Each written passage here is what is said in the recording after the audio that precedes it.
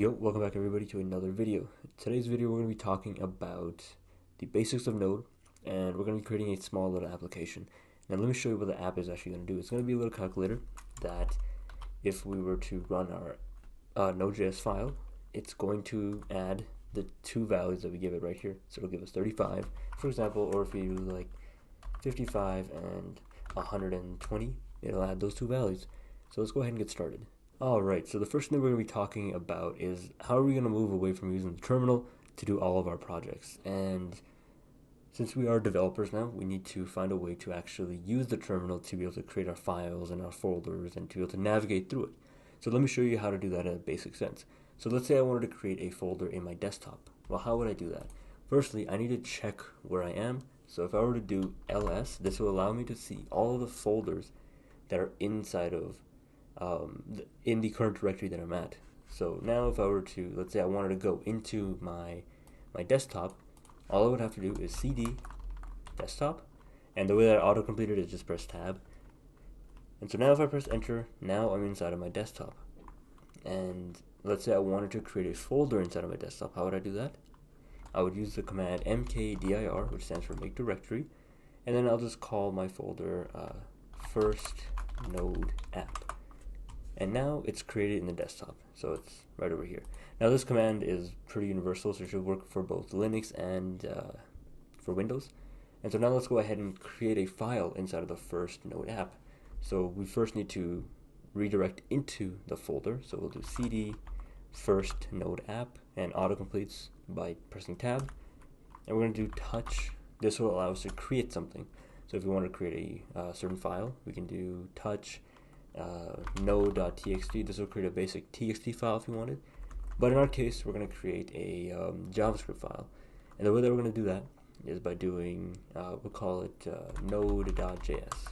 And now we've created our JavaScript file. So if I go into my first node app, we'll see that we have it right there. Perfect. Alright, so now let's go ahead and actually open this up. Now I'm going to assume that you don't have a code editor to do this, and that's not an issue at all. Whether you're on Linux or Windows or Mac, you should have a built-in text editor. So if you were to right-click and you click on Open With, on Windows you should have something called Notepad, or on Linux you should have, I think, the same thing, Notepad.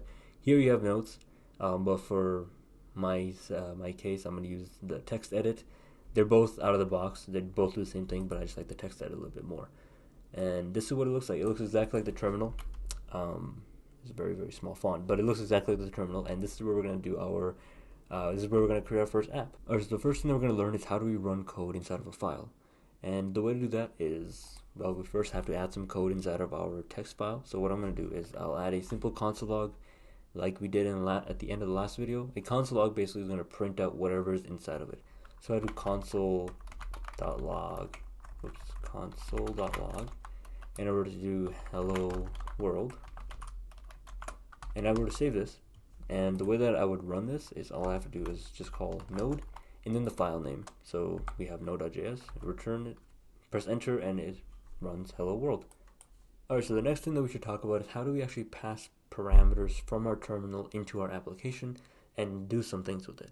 So the way that we can do that is through something called process. Now Node actually comes with something called process. This is something that contains a whole bunch of information about your program, the version of Node that you're running.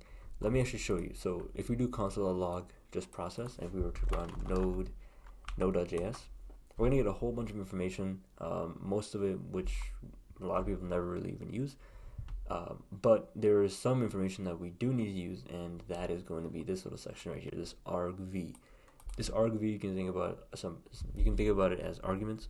The first two are irrelevant. We don't need to worry about it. They're just from the aspect of Node of what is being run, where is it being run. So like, for example, this section right here is what is the file that's being called. Alright, so how do we actually select an individual item out of this whole bunch of code? Let's say we want to select argv, which is what we want, and we're going to use something called dot notation. So if I do dot right here, now the program is going to look for something specifically after whatever is at the dot. So if I were to type in something like hello and I were to save this, it's actually going to throw us an error it's going to return undefined, which means that it's not available within this little area right here, of this area of code. And let's say we want to select argv. The way that we would do that is we would need to pass it in this title right here, this key.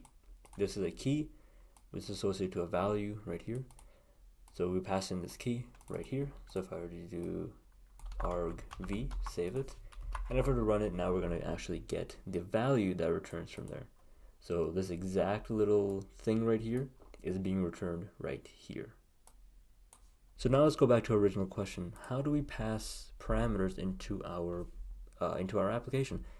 Well, because we have the argv, or all of our arguments, we can actually pass it into this command right here. So now everything after this node.js will be an argument.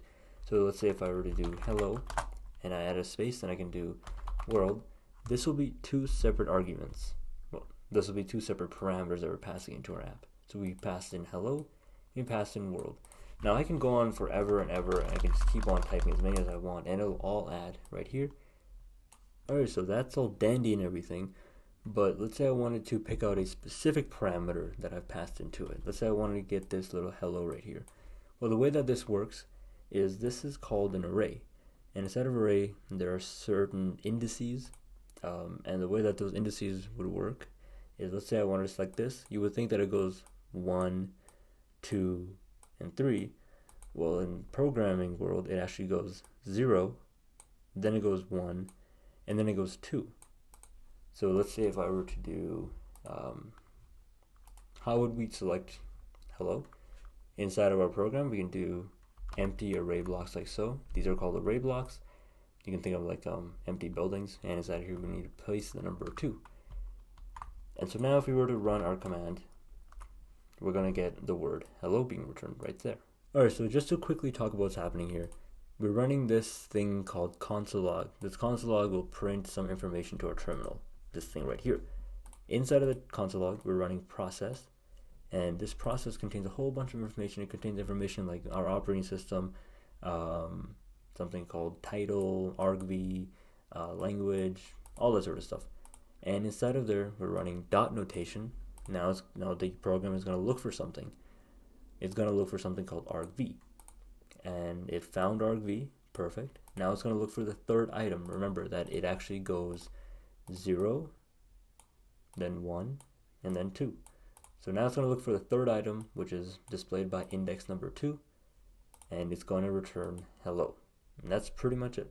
Alright, so now what we're going to do is we are going to send in 2 numbers, and we're going to tell the actual program that we want these 2 numbers to be added together. We want to make a little calculator.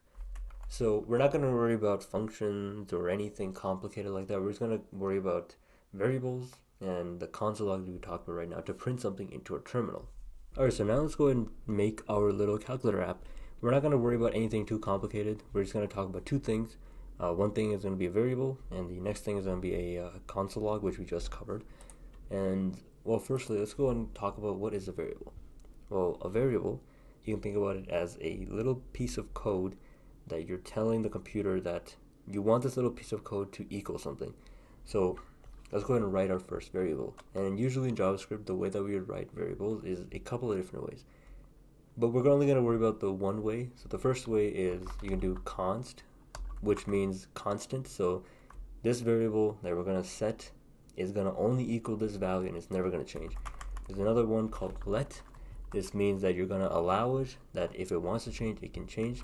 And there's something that's out of date now called bar. It does have its uses, but nowadays you don't really see anybody develop with it. It's the previous version of JavaScript. So what we're going to do is we're going to use something called const. So now what we're going to do is we're going to create a variable const. We need to assign this variable a name. So we're going to do argument, well, let's call it number 1. Number 1. And this has to equal something. So we told the computer, hey, there's a variable that's not going to change its value.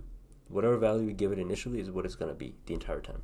The name of it is going to be called number 1, and it's going to equal something. So we're going to make it equal to process.argv, and we're going to select the third item from the actual, we're going to select the third item from the list. So like we said earlier, it'll be this item right here. We don't need to worry about these things because we're never going to let the user even type anything about it. So we're going to worry about the third item and the fourth item, and we're going to add them together. So now we have our first variable right here, and to end it, we're going to add a little semicolon like so. Next, let's go ahead and talk about number 2. Alright, so the fourth item is going to follow a pretty similar method. What we're going to do is call the same thing const, and we're going to give it a variable name of number 2, and it's going to be equal to process.argv. And the way that we're going to select the fourth number, the fourth value from the index from the array, is it goes 0, 1, 2, and 3. So right here we would type in here 3, and that's it. So now let's go ahead and add these two values together. So if I do console.log number 1 plus number 2, and I were to save this, and let's say I were to run it, let's pass in two numbers. Let's do 50 and 51. It's actually gonna print out 5051, which is not what we want. And let me explain to you why that's happening. So like I said earlier, that when you create a variable, you're setting it to be something. In our case, we're setting it to be process argv number 2 and number 3, well, index number 2 and 3. And in our case, they're actually equal to this little braces. It's containing these little two braces, and these braces are called strings. And what strings means is it's just a piece of text. It's going to print as a piece of text, and that's it. And that's why we actually got 5051, is because it actually took the value of 50 and 51, and it made it equal to 5051, like so. What we need to do is we need to actually convert these into numbers, and thankfully JavaScript actually has many ways of doing that, and it's pretty simple. So what we're going to do is we're going to use the simplest method. Is we're going to use something that's out of the box from JavaScript called number.